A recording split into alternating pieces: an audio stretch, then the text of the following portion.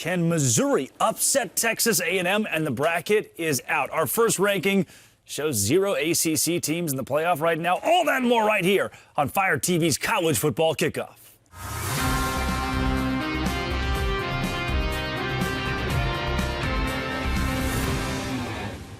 Welcome back to Fire TV's College Football Kickoff. I'm your host, Drake Toll from Locked On Big 12 and the Savannah Bananas organization, and we're coming in hot from the heart of college football country in Dallas, Texas. On set with me, former Tar Heel and Dallas Cowboy. He's Jesse Holley, and in for Coach Gary Patterson, former NFL running back and Notre Dame commentator Alan Pinkett. Every week throughout the season, we'll be right here breaking down the matchups, the madness, the moments with expert analysis from across the nation. And you can look for new episodes every Thursday on your Fire TV and Echo Show devices. This is your all-access pass to the weekend ahead in college football. So let's kick it off. Alan, you were with us last week. You gave us your top 5. This week, I'm excited to see how your top 5 may differ from the college football playoff. It shouldn't differ too much, but the top 3 teams have clearly separated themselves from everybody else. Hey, let's jump in right there with our rankings report.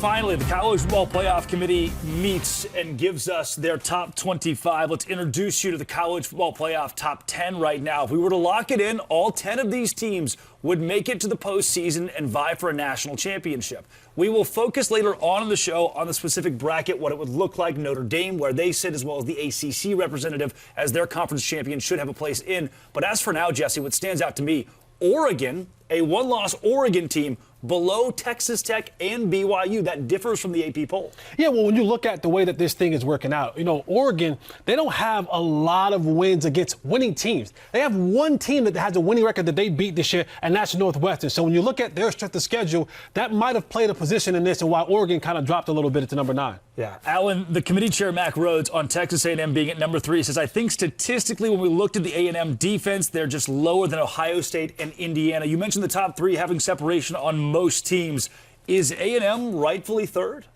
I can see the justification for making them third, but what Texas A&M does is outscore everybody. But Indiana, Ohio State, solid on both sides of the ball. Jesse, no group of 5 schools ranked. Memphis, number 22 in the AP poll. We would expect them to fill in that spot if they win their conference championship, be the group of 5 representative. But right now, the CFP committee said we mean business. No, and that's, we talk about the business part of college football is when we have to get these teams in there, who's going to get the viewership, who's going to sell out tickets, who's going to be able to, we can really promote. And I don't know if one of those teams, Memphis or UFC or anybody from the, American Conference is really fulfilling that need right now. Yeah. Alan, I mentioned earlier we teased your top 5. Give me your top 5. Is it any different from the college football playoff?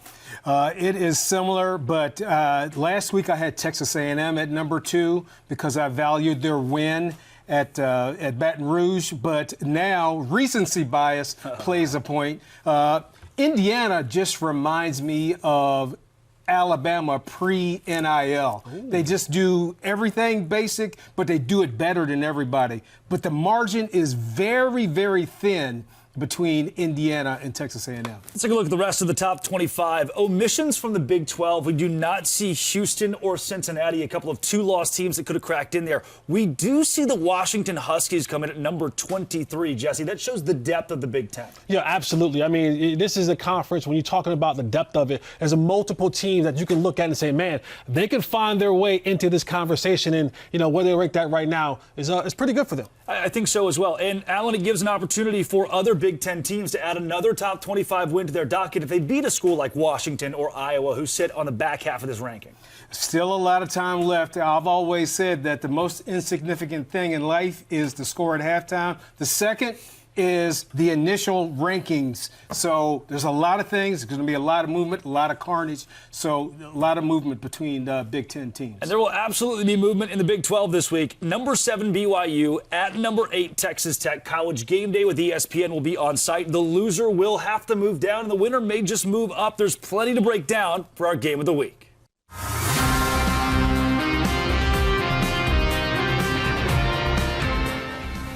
Yet another Big 12 matchup gets to be our Game of the Week. Jacob C. Hatch of Locked On Cougars. He is the expert on all things BYU. Hatch on the road. But the Cougars are 7-1 straight up in their last 8 games as an underdog. I don't think this Cougs team is faced. No, they absolutely relish the opportunity to be the underdog. They've done it most of the season, most of last season as well, Drake.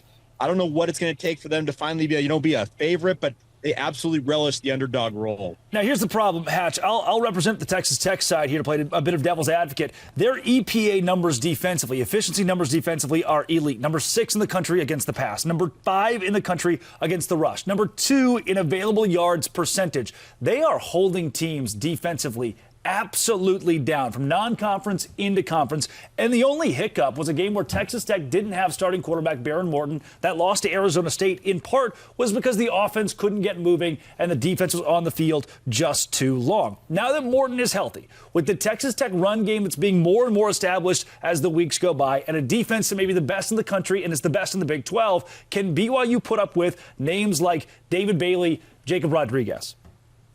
Well, they're going to have to, because I think this is far and away the best defense, the best team overall that BYU's faced to date this season.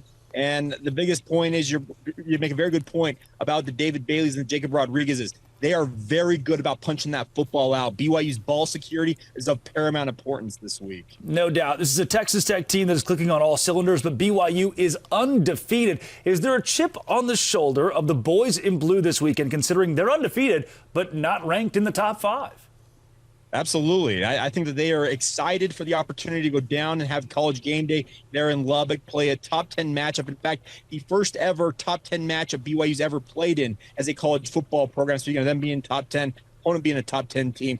They understand what they're up against, but they also do not like the fact that they are decided underdogs and they're willing to go out there and show what they're capable of. Because as you mentioned, they're undefeated and they have won games in multiple ways this fall. If you smell what I'm stepping in here, does the loser of this game really lose?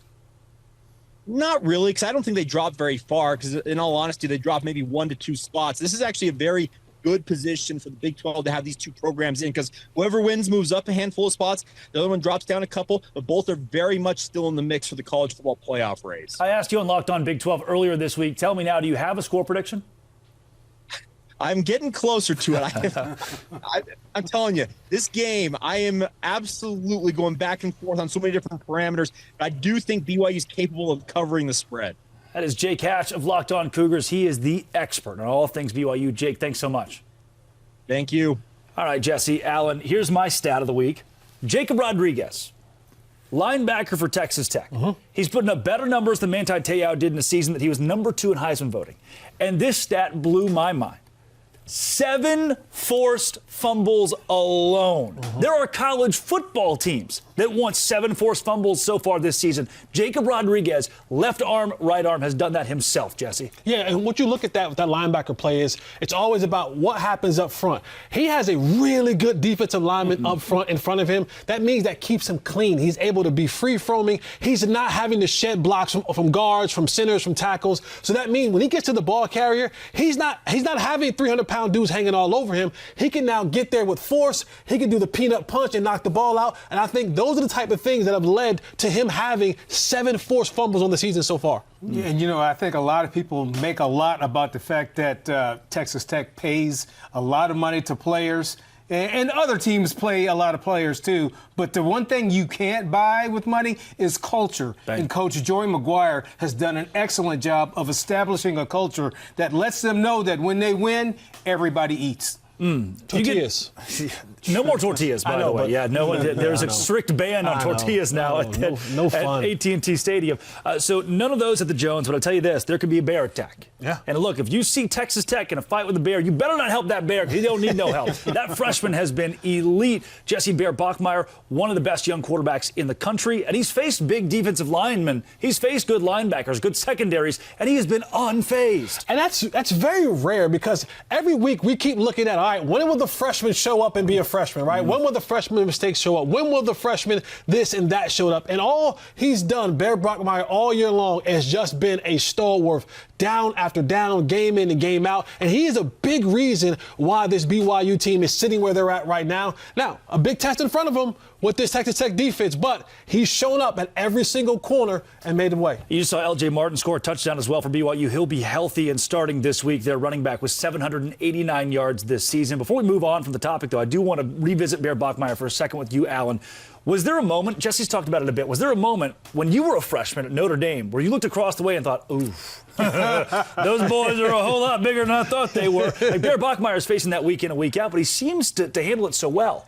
Yeah, it does scare you at first. I remember against Pitt, I saw him slam down the starting running back on the ground so hard he bounced off, and I'm like, I am not going to let those guys touch me. So I was literally running scared. Well, I ended up running a 76-yard touchdown. And another touchdown, and that ended up being my it's another touchdown. But they're initially, you do have that fear because these guys are bigger than you. You just came out of high school. But as you play and you get hit a little bit, then you get adjusted and you go out and make plays. An anomaly. The kid's 18, went to prom 7 months ago, who was playing a song that he wrote on the guitar during an interview this week. Stand-up kid for BYU. BYU Texas Tech is our game of the week this week, and we will see what happens in Lubbock, Texas. That is a 12 Eastern kickoff college game day on site in the Big 12. In the meantime, today's show is brought to you by Supply House. Supply House is exactly where I go to tell you that Tosh McIntosh being on the show is brought to you by Supply House, I guess. I don't know. Hopefully that's not a conflict of interest for you, Tosh.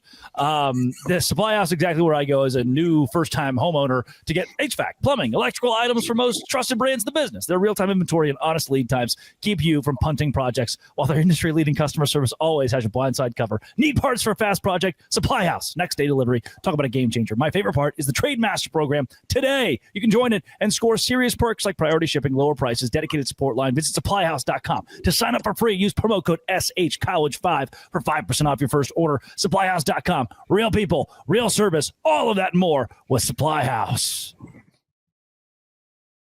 we can't keep going without talking about the SEC, right? Where's the SEC? It's number 3 Texas A&M, number 22 Missouri for our can't-miss matchup.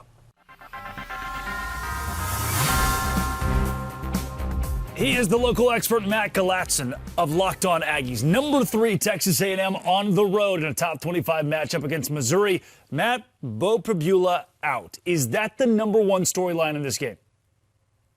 Well, I think it kind of has to be if he's your number one guy coming into the season, and he's performed particularly well this year, and he's been a huge part of their offense. Yeah, but I do think that Missouri is going to be in good hands with Matt Zollers. I think he's a really talented guy. I watched him out at the Elite 11 camp in Los Angeles, and I was really impressed by him. He's an athletic guy. I think people don't give him enough credit for his athleticism, and he can throw the ball around the field. So if they protect him, I think they're going to be okay. On the road in SEC play, I don't know if any of those venues are easy to play in. Is there a way the crowd is a factor in this matchup? I think certainly anytime the number 3 team goes on the road into an SEC environment, there's going to be difficult times. But the good thing for Texas A&M is they've already faced some difficult environments before. They went to Notre Dame and won. They went to Death Valley and really laid the hammer down on LSU. So I don't think that that's something that this team has to necessarily fear, but they do have to account for it for sure. Does A&M need to start winning games by more and more points to prove to the committee they deserve to be number 1, even number 2 in the country? I don't necessarily think so, because they've beaten the majority of the teams in the SEC by a good margin. The closest game they've had in SEC play is Arkansas, and that was really a double-digit game until garbage time. Certainly should end up with the number 1 seed. Matt, give me a score prediction for this one. You know, I've been kind of bouncing back and forth on this one. I think Missouri's defense is going to keep it a little bit tighter than most people think, and I think that Missouri is going to cover. But I do think Texas A&M wins. I'm probably going to say something around 27-23, somewhere in there.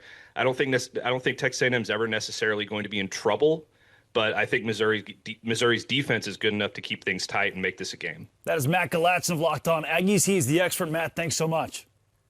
Absolutely. All right, for you guys, the first thing that I point to when we have the conversation about Texas A&M, Jesse, is the defensive inconsistency. They have not been elite on that side of the ball. It's why I think the committee doesn't have them in the top 2. The Arkansas game was mentioned. They allowed 42 points in that win against the Hogs. Can we buy A&M with the defense that hasn't shown us a lot, even though they're undefeated? You know, going on the road, you want 2 things to travel with you, the running game and the defense. And so when you're talking about the inconsistencies on defense, those are one of the things that you look at. I said, okay, maybe this game could be a lot closer than what it's supposed to be. But But Mizzou not having their starting quarterback, I think that's going to be the determining factor. While A&M will be able to put enough points up and pull away, having a freshman going out there playing up against this level of competition can be a bit difficult. Yeah, Alan, you see the numbers offensively for Texas A&M. They are a juggernaut on that side of the ball, and it's what I think is going to carry them to a win against Missouri. Well, you know Missouri's got a stout defense, but am I supposed to believe that the Missouri defense is better than that athletic team at LSU that Texas A&M ran up 35 straight points on? I think Marcel Reed and his two receivers, Cravey and Concepcion, are just way too much for that Missouri defense to handle. It's a road game in the SEC. Number 3, A&M at number 22, Missouri. If A&M wins, they solidify their spot as a college football playoff team almost no matter what. If Missouri loses, they're out of the conversation entirely. We'll have our eyes on that one, no doubt. In the meantime, my friend Lee Sterling has his eyes intently on Tulane and Memphis. Kevin, Lee, what you got? Thanks, Drake. Another crazy weekend of college football in the books. Now looking ahead to this week's Lock of the Week. Open it, open it, open it. Lee has the key to the lock of the day. Big game inside the American Conference Friday night as Tulane visits Memphis. The Tigers, a 6-point home favorite over the Green Wave. Lee, what do you like here? All right, so let's first look at the coaches. Memphis head coach Ryan Silverfield done a great job with this Memphis program, engineered them to 2 huge upset wins this year against Arkansas and USF. On the other side, Tulane head coach John Summerall, disappointing loss last week to UTSA, and also the distraction of him possibly going to LSU can't be understated. So now this is Tulane's first underdog role in the American since all the way back in 2022. Their quarterback, Jake Retzlaff, who transferred over from BYU, how has he done when his team has lost a game? Well, last year, after that loss against Arizona State, threw for 346 yards. And then this year against Tulsa, led them to an easy 31-14 win. The biggest problem here for Memphis, laying points, is Brendan Lewis, their star quarterback, who willed them to both of those upset wins. At best, he's 70 to 80%. So even if he plays, I think it's a problem here. I'm going to go with Tulane plus the 6.5 points. That's going to be my lock of the week. And for more daily picks, subscribe to Locked On Bets. Back to the college football kickoff studio. We'll see you next week, Drake. Thanks, Kevin. And Lee, as always, a huge bounce back spot for Tulane this week. We'll see if they can get it done. We'll go from our lock of the day to our topic of the week. Jesse, you and I talked about it. That very first couple shows, Notre Dame, when they were 0-2, still in the top 25. Can they backdoor their way into the college football playoff? And now, Allen, the Notre Dame guy, they're in the top 10. If we go to the postseason today, they're in. Yeah, a lot was made about them going 0-2. I think a lot of surprise about the fact that they remained in the top 25. But I think the breakthrough game that Notre Dame had was against Arkansas. They beat them so bad they fired the coach. And you're not supposed to do that to an SEC team. The problem, though, is finding a quality win for Notre Dame. And I think there's only one ranked team remaining on their schedule. But as far as the committee is concerned, they did pass the eye test. And if you look at Notre Dame, if you watch them play, there's no doubt they are one of the top 12 teams in the country. We heard a lot of talk, Jesse, from the playoff committee about the coaches on staff that watched the games. That, we got a lot of coaches who loved the eye test. Does Notre Dame pass that for you right now? Yeah, absolutely. I mean, Notre Dame is one of those teams. And, Alan talked about it. It's better to lose early than to lose late, right? And so they've seen the development from this Notre Dame team. They started running the ball more. You start seeing that defense, a lot of man-to-man defense from Freeman playing out there. This team definitely fits the eye test, and they can go on the road and play anybody, anywhere, and win a football game. Speaking of the road, let's take a look at the 12-team college football playoff projection if we were to go today into the postseason. Allen, Notre Dame against BYU, the winner facing Indiana. I saw somebody tweet that this is the easiest path to the national championship game. Do you agree with that sentiment? I don't think any of them are easy, but I know Notre Dame is not afraid of any team on that board and will play anybody anywhere. My only qualm with this, Jesse, comes from the Utah ranking. So both of these are 2-loss teams. Utah's 2 losses are to number 7 and number 8 in the country. Those are both better losses than Notre Dame's. At the same time, Utah has blown out Arizona State, who was number 21 at the time, Cincinnati, number 17 at the time. They have more ranked wins. Why do we see Utah below Notre Dame? It's all about the perception. Notre Dame is the shiny. Notre Dame's the 10. Notre Dame is the smoking hot chick. And sometimes the one who may have the better qualities gets overlooked because the one that's a little bit more cuter, and Notre Dame fits that cute bill. No doubt. And as a part of that 12-team college football playoff bracket, even not looking specifically at Notre Dame, I do want to mention a bit about Texas Tech and BYU, who have both beaten Utah. Alan, are you surprised the Big 12 is getting as much love as they are, especially above Oregon? No, I think they've earned it by the way they play, and it's going to be an excellent game this weekend, Texas Tech and BYU. I think so, and since both of those teams have beaten Utah, the lowest they'll likely drop is to 12. So they'll each still kind of control their own destiny for the college football playoff moving forward. Given that Utah's 13 right now, you're going to hand a top 10 loss, a quality loss, to either Texas Tech or BYU. We know the committee doesn't like to hurt you that much for that quality loss moniker. Coming up, let's talk a little bit more about other teams that could get a quality loss or a quality win. All of that in our playoff playbook. Hey, today's show is brought to you by FanDuel. FanDuel is exactly where I go this women's basketball season. That's exactly right. College women's basketball is on FanDuel, as is the NBA and men's basketball and college football and the NFL and all that jazz. And with the NBA being back, there's no better place to get in on the action than FanDuel, the official sports betting partner of the NBA. Even if you miss the start of the game, you can ride the hot hand in the middle of the game with FanDuel live bets. From everything from who will score next to fourth quarter comebacks. Plus, combine your live bets into a same game parlay for a shot of bigger payouts. Right now, FanDuel giving new customers $300 in bonus bets when your first $5 bet wins. Head to FanDuel.com. Sign up. Play your game with FanDuel, the official sports betting partner of the NBA. All of that and more right now at FanDuel.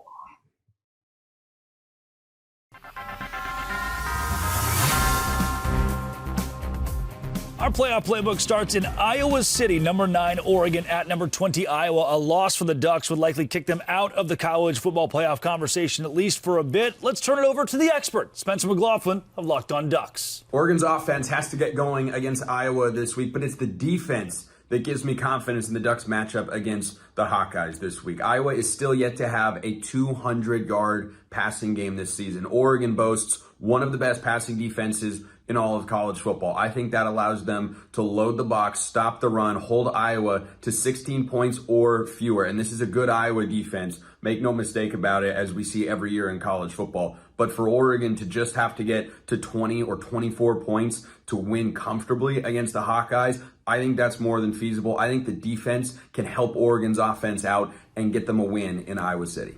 Thank you, Spencer. Especially impressive. Spencer coming to us from the Huntsville Penitentiary after what he did to all of those toys in the trilogy.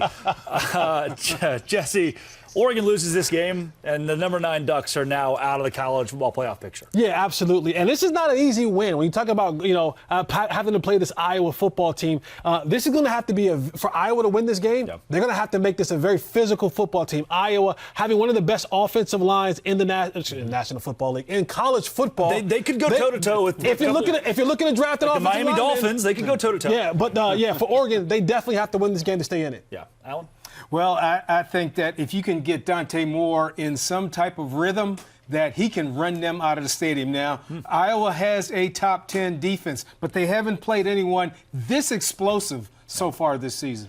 So back in Arkansas, town of 4,000 people, Valonia, Arkansas, we would go out at night and we would kill frogs. And when you would kill the frogs, you would fry the frog legs, right? Yeah, and when the frog legs hit the oil, the grease, they'd twitch. LSU at number 4 Alabama fired the coach, and now here they go on the road against a top 5 team. Can them frog legs twitch?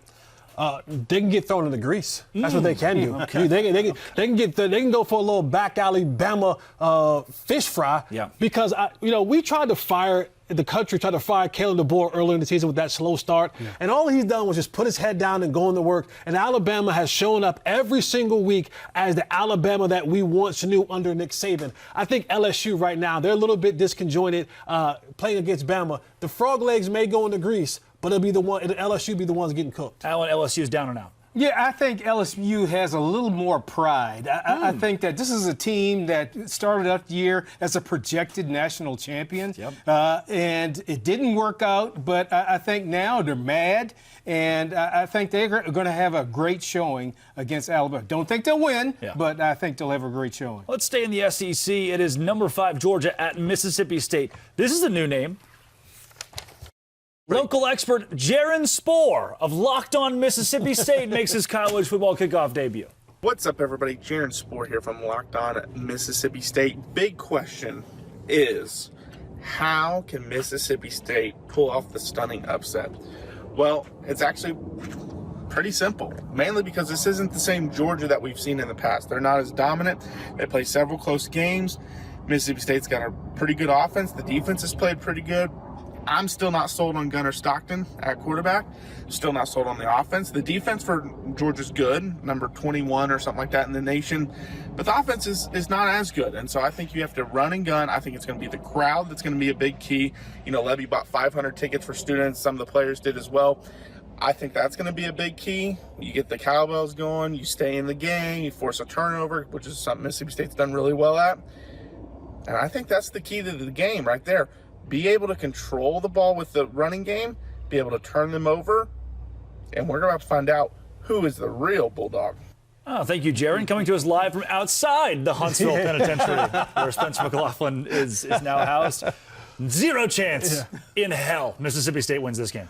No, I wouldn't say zero chance. Okay. Because check this out. Mississippi State has taken a lot of SEC football teams to the wire. They took Texas to overtime, right? They had Texas beat. They were up 17 late in that game. I mean, they've played a lot of football teams tough, but let's not get away from ourselves. I still think Georgia is the superior Bulldog of the two, but they can't go in here and sleep on this Mississippi Bulldog football team. Yeah, let's go. Number 2, Indiana at Penn State. Alan, Indiana is beating everybody by as many points as they want to. Do they continue that trend this week? Oh, definitely. I mean, they are just so well coached, and at this point they can see the prize at the end of the road, and they know if they continue to just pound on people and win convincingly, they will be rewarded. Jesse, Tulane at Memphis is the last game of our playoff playbook here. Do we see the winner of this game, especially if it's Memphis, still in the driver's seat for that 12th spot in the playoff, or does it come from a Navy or a North Texas? No, I think it's Memphis. I think this is Memphis' spot to lose, and it hinges on the arm and the leg of their quarterback, Brendan Lewis, right now, who's almost rushed for 600 yards, almost thrown for 200 yards this season, 2,000 yards this season. He's a dual-threat quarterback, and he's the engine that gets this Memphis Tiger team to the college football playoff. Alan Pinkett, life comes at you fast. So does college football kickoff. It's a pleasure spending 2 weeks with you. Thank you for letting me rent the chair. Coach will be back soon, though, huh? If we don't fire him. He'll have Alan's not fired, right? Coach isn't fired. Maybe we bring Alan with Coach. Coach's got one of those little, lion skin coats he's going to come back in from his. What is that, velvet? That is a wrap on this week's college football kickoff. But this season is getting into the nitty-gritty. Next week, the Sooners head to Tuscaloosa Plus, an ACC showdown with conference title implications. Probably like Virginia and NC State or something. Who even knows?